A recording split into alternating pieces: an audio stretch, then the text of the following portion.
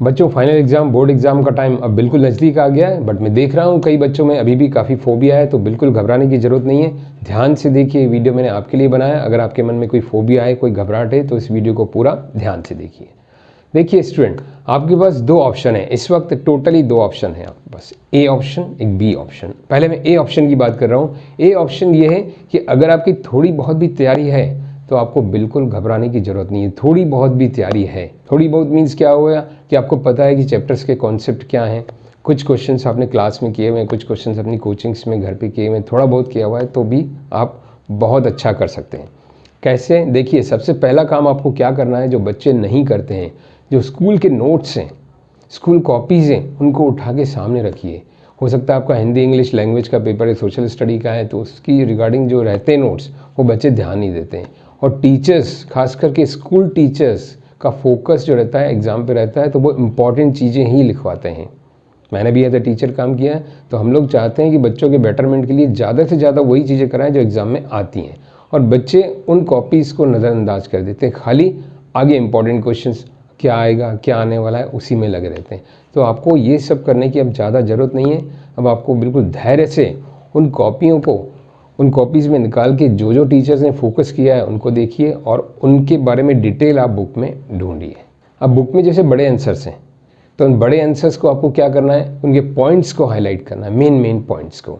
एक छोटा सा एग्जांपल देता हूँ, जैसे महात्मा गांधी, मान लीजिए ऐसे आ गया, निबंध आ गया महात्मा गांधी का, तो आपको अंडरलाइन क्या करना है उसमें, जन्मदिन, जो डेट ऑफ बर्थ है, जैसे 2 अक्टूबर 1869, जन्म स्थान, बर्थ प्लेस पोरबंदर, उनकी माता का नाम पुतलीबाई, पिता का नाम करमचंद, पत्नी का नाम कस्तूरबा।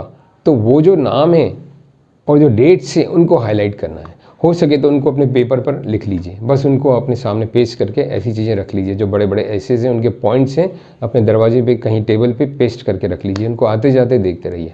अब एग्ज़ाम में जब वो पॉइंट्स दिमाग में रहेंगे तो सेंटेंस तो आप इजीली बना सकते हैं बच्चों। गांधी जी का जन्म पोरबंदर में हुआ, गांधी जी का जन्म दिवस 2 अक्टूबर 1869।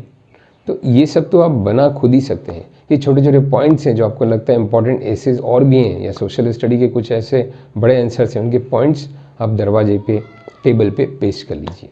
ये वो हथियार हैं जो मैं आपको बता रहा हूँ, जो आखिरी समय, यानी युद्ध का बिल्कुल आखिरी समय आता है, कुछ हथियार ऐसे होने चाहिए अपने पास, तो ये वो हथियार हैं आपके पास। अब लैंग्वेज में ग्रामर की बात करें तो देखिए, अगर लैंग्वेज पे आपकी कमांड है, आप डेली यूज़ में लैंग्वेज को अच्छे से यूज़ कर रहे हैं, न्यूज़पेपर पढ़ रहे हैं, तो आपकी लैंग्वेज में जो ग्रामर है वो कोई बड़ी बात नहीं है।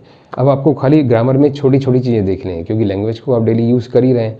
न्यूज़ सुनिए हिंदी में इंग्लिश में, न्यूज़ पढ़िए हिंदी में इंग्लिश में, उससे आपके काफ़ी ग्रामेटिकल कंसेप्ट पूरे हो जाएंगे। तो मेन आपको फोकस कहाँ करना है, एक दो शॉर्ट आंसर्स, लॉन्ग आंसर्स। फिर से मैं वही बात करूँगा, इसके लिए आप जो स्कूल कॉपीज़ हैं, नोट्स जो टीचर ने लिखवाई हैं, उनको आप ध्यान से देखिए और अपने बुक में पॉइंट्स को अंडरलाइन करिए।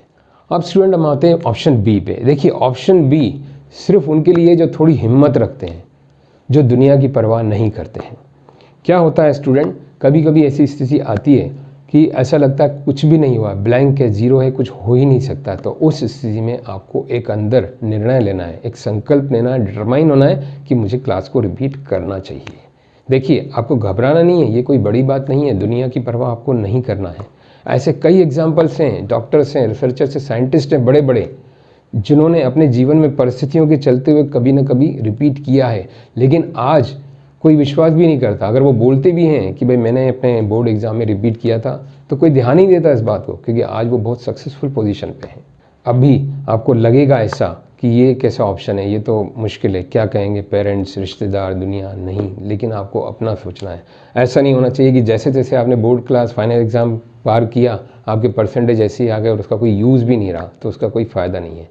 अगर आपको लगता है कि मैं आगे चल के मीन्स रिपीट करके अच्छे से कर लूँगा, तो आपको इस एग्ज़ाम में बैठना चाहिए एज ए एक्सपेरिमेंट, देखने के लिए कि पैटर्न कैसा है। अब यहाँ सबसे इंपॉर्टेंट बात ध्यान रखनी है स्टूडेंट, कि आपको फ्रेंड के साथ मिलकर ये डिसीजन नहीं लेना है, क्योंकि सबकी इंडिविजुअल स्थिति अलग अलग होती है। जैसे कोई बीमारी, डिसीज़ हो जाता है, तो हर किसी की फाइट करने की एबिलिटी बॉडी की अलग अलग होती है। तो ऐसे ही यहाँ पर सबकी अपनी अपनी परिस्थिति है, अपना निर्णय खुद लेना है। ये आपकी अपनी लाइफ है, कई ज़िंदगी में ऐसे मुकाम आएंगे आपके साथ आगे चल के, ये तो बहुत छोटी सी बात है। तो आपको वो निर्णय खुद लेना पड़ेगा सोच समझ के।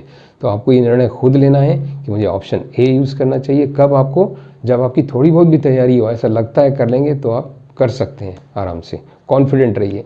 लेकिन आपको लगता है कि ज़ीरो है, बिल्कुल नहीं हो पाएगा, तो आप डिटरमाइंड हो जाइए। कुल मिला के आपको दोनों स्थितियों में खुशी खुशी एग्ज़ाम देना है, बिल्कुल घबरा के मायूस होकर नहीं देना है। एक अपने अंदर एक फील गुड फैक्टर लाना है कि नहीं, जो भी होगा अच्छा होगा, या तो मैं ये ऑप्शन ए है या ऑप्शन बी है।